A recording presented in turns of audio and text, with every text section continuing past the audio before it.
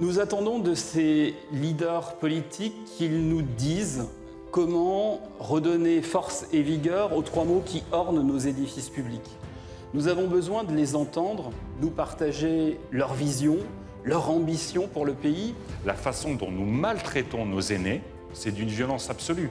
La réforme que je veux engager me permettra d'avoir un financement de 8 à 9 milliards sur les droits de succession que je veux mettre dans les maisons de retraite pour faire en sorte qu'on ait 8 soignants pour 10 pensionnaires. Donc je propose une mesure d'urgence qui consiste à utiliser cette 4e année d'internat comme une année de professionnalisation. Cette mesure, dès 2022, permettrait de déployer environ 4000 internes dans les différents déserts médicaux.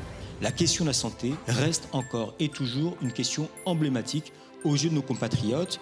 Il y a quelques jours, dans le cadre de cette enquête, nous avions les 2 tiers des Français qui disaient certes il y a un certain enjeu, mais l'enjeu de la santé n'est pas suffisamment traité et les 2 tiers de la population disaient que ce thème-là n'était pas un thème suffisamment présent dans le cadre de la campagne présidentielle.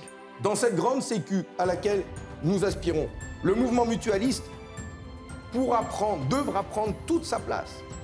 Nous avons appris de l'histoire que le mouvement mutualiste pouvait très bien être complémentaire d'une sécurité sociale qui joue pleinement son rôle. Je veux maintenant un nouveau projet pour l'hôpital, 25 000 soignants supplémentaires.